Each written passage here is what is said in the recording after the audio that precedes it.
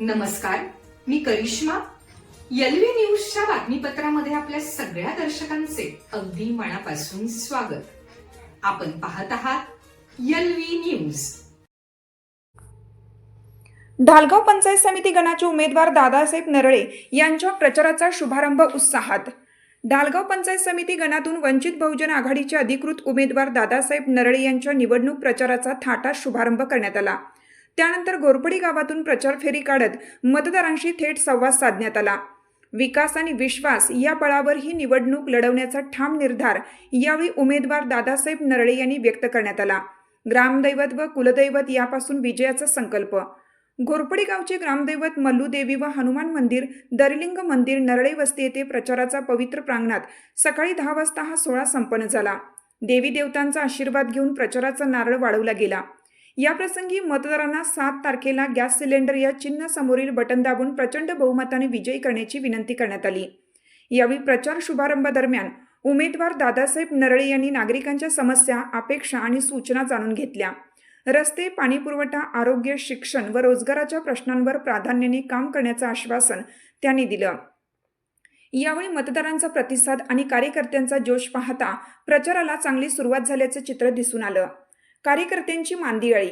या शुभारंभ प्रसंगी ठोंबरे सर्जेराव नरळे, आनंद नरळे, गोविंद नरळे, महादेव नरळे, रुपेश माने, नंदू मलमे, आप्पा माळी, भगवान ठोंबरे, तानाजी ठोंबरे, अमित एवळे, धोंडीराम माने, उपसरपंच संपत नरळे, दगडू सरगर, महादेव भडंगे, दत्ता भडंगे, बीरा एवळे, रोहित नरळे, सागर नरळे, सुनील नरळे, अण्णा नरळे, अजित नरळे, मच्छिंद्र मलमे, पांडुरंग माळी, दादासो सरगर, पांडुरंग सरगर, महादेव सरगर, बत्तास ठोंबरे, आबा शिंगाडे, संभाजी पुजारी, दरी नरळे, किसान नरळे, बापू नरळे, किरण नरळे व उपस्थित अनेक मान्यवर उपस्थित होते. हा केवळ प्रचार शुभारंभ नसून विजयाचा हुंकार असल्याची भावना मतदारांमध्ये दिसून येत आहे. आपल्या परिसरातील बातम्या पाहण्यासाठी आपल्या एलव्ही न्यूज चॅनलला सबस्क्राईब करा. एलव्ही न्यूज चॅनलसाठी मुख्य संपादक विलास उत्तम लोखंडे. कोण बोलणार आहे? बोला.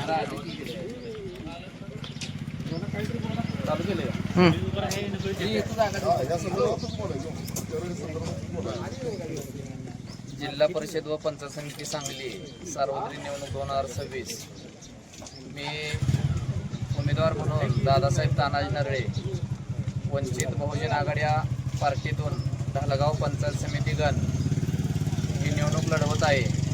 ही निवडणूक एक सर्वसामान्य कुटुंबातला एक उमेदवार म्हणून धनशक्ती विरुद्ध जनशक्ती, सर्वसामान्यांच्या अडचणी जाणून घेण्यासाठी आरोग्य, शिक्षण व महिला सक्षमीकरण, रस्ते या संदर्भात लोकांच्या अडचणी सोडवण्यासाठी ही निवडणूक मी लढवत आहे.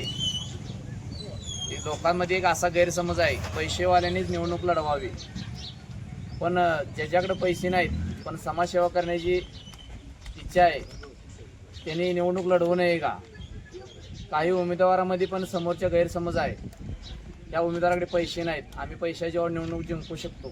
मला एक या माध्यमातून मतदार बंधू भगिनीला एक आव्हान करायचं आहे. एक मी सर्वसामान्य कुटुंबातला असेल, माझ्याकडे जरूर पैसे नाहीत, पण मी तुमच्या कामाला 5 वर्ष 100% रात्र दिवस वेळ देऊ शकतो. एवढं मात्र या माध्यमात तुम्हाला हमी देऊ शकतो. माझं चिन्ह आहे गॅस सिलेंडर, या चिन्हासमोरील बटन दाबून मला एक तुमची सेवा करण्याची संधी द्याल ही अपेक्षा व्यक्त करतो. जनतेतून आपल्याला कसा प्रतिसाद मिळतोय? जनतेतून चांगला प्रतिसाद आहे आपल्याला. परिवर्तन होणार का? जनतेच्या काय मागण्या आहेत तुमच्याकडून? जनतेच्या मागण्या काय, आपल्याला कुठं शेतकऱ्यापत्र अजून वीज पोचली नसेल, पाण्याचे हे असेल, रस्त्याचं असेल, आरोग्याविषयी माहिती असेल. साधी ग्रामपंचायतीची जरी निवडणूक असली तरी आपण काही मुद्द्यांच्या जीवावर निवडणूक लढवतो, तसे तुम्ही कोणत्या मुद्द्यांच्या जीवावर निवडणूक लढवत आहात?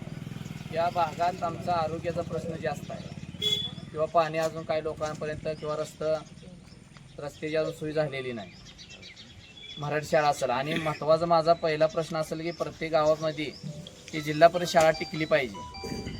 गोरगरिबाची पोरं जर शिकायची असेल तर जिल्हा परिषद शाळा महत्त्वाची आहे.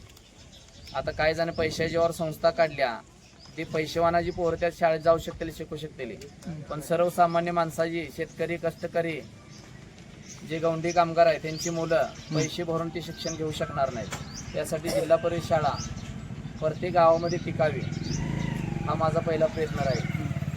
तुमच्या समोर दोन्ही राष्ट्रवादीचे उमेदवार आहेत. दोन्ही उमेदवार ढालगावमधून आहेत. काही प्रबळ उमेदवार आहेत, धनशक्तीचे उमेदवार असं तुम्ही म्हणला आता. हे तुम्हाला काय चॅलेंजिंग वाटते का? मला फक्त त्यांचं धनशक्ती चॅलेंज वाटतंय.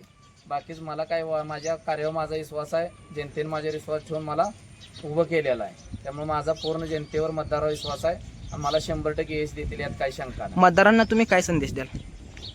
मतदारांनी ह्याचा संदेश दिला की गरीब सामान्य कुटुंबातल्या तुमच्या सेवेसाठी मी लढत आहे, त्यांनी मला साथ द्यावे एवढा संदेश देऊ शकतो. ठीक आहे, धन्यवाद. चालू घडामोडींचे अपडेट्स जाणून घेण्यासाठी आपल्या LV न्यूज चॅनलला सबस्क्राईब जरूर करा, लाईक करा, शेअर करा व कमेंट देखील करा.